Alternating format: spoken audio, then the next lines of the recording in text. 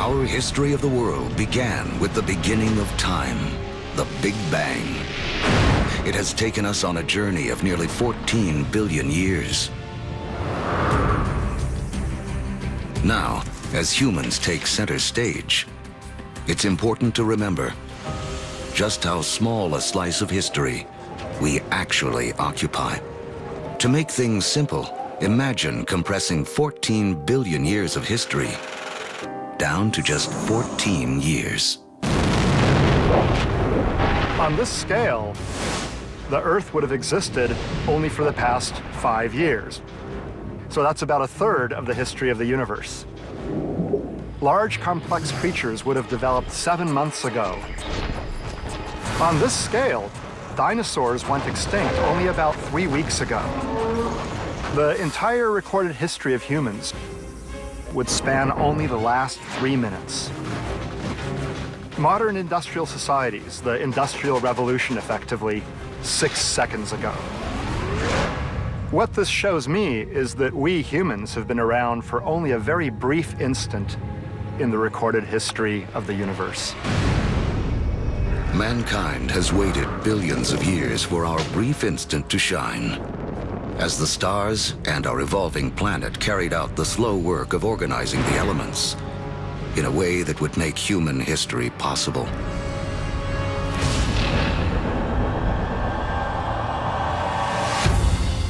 It's 10,000 BC, less than 100,000 years after expanding out of Africa. Man has reached South America. Humans have met the adversity of the Ice Age head-on, and rather than die off, we have adapted, become even more intelligent. And now we have colonized the entire globe. From coast to mountaintop. From tundra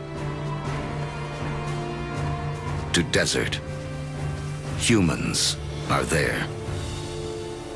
Our closest living ancestors, chimpanzees, live in the tropics. They only live in the tropics. Humans have managed to colonize the entire globe. Ice Age land bridges allowed man to spread around the world. But now the ice begins to melt, and sea levels rise again. Humans are trapped and separated in 2 vast and unconnected hemispheres. Each pocket of humanity left to make the best of what it has been given. As the glaciers recede, they carve out lakes, rivers, and bays. The map as we know it emerges. In Africa, increased rainfall causes Lake Victoria and Lake Albert to overflow and form Egypt's Nile River. In Eurasia, other rivers emerge. The Tigris and Euphrates in Mesopotamia, modern-day Iraq. The Indus in modern-day Pakistan, and China's Yellow and Yangtze. These river valleys become critically important for how human history will now be played out following the retreat of these ice sheets. These are the river valleys whose waters and fertile soils will allow the first seeds of civilization to be planted. With temperatures warming after the Ice Age, plants and animals are more plentiful, and man can finally choose to stop moving. Permanent settlements begin. Populations grow.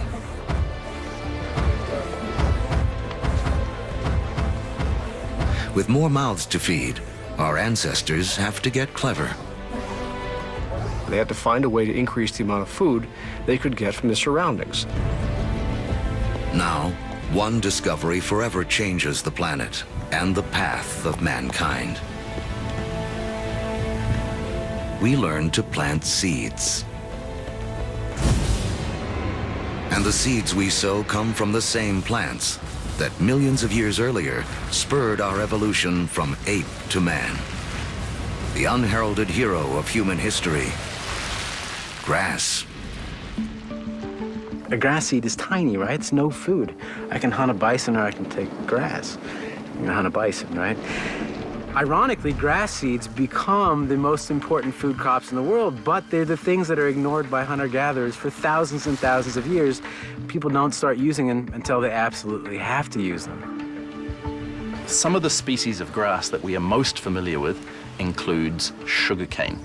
It includes wheat and rye and barley. All of the cereal crops are types of grass. So it's not just that beautiful green lawn that we measure our middle-class success from. It's also the staple crop upon which civilization depends. It is the majority of our calorie intake. Once again, it all goes back to the Big Bang. Central to the story of all life is our competition for that energy created at the beginning of time. Just as oxygen gave us an edge, just as fire allowed us to consume more calories.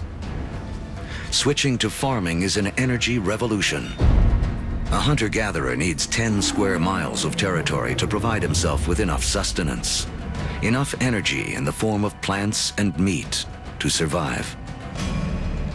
A farmer can harvest the sun's energy so efficiently, he can fulfill his needs using only 1/10 of a square mile of land. In the warming after the last ice age, farming begins to take hold in 6 places around the globe. But by the fortunes of geography, no place in the ancient world has a better concentration of plants and animals that can be domesticated than the Middle East's Fertile Crescent. In the Middle East, we have this remarkable convergence of species that seem to have been susceptible to domestication, both plants and animals. In terms of animals, we're talking about cattle, pigs, sheep, and goats. In terms of plants, 2 varieties of wheat, rye, barley, lentils, figs, all in this very small part of the world. Unlike the Fertile Crescent and the rest of Afro-Eurasia, places like sub-Saharan Africa and the Americas have very few wild species that can be easily domesticated. It's a critical difference. People blessed with the right mix of plants and animals will become more powerful and get a massive head start on the road to the modern world.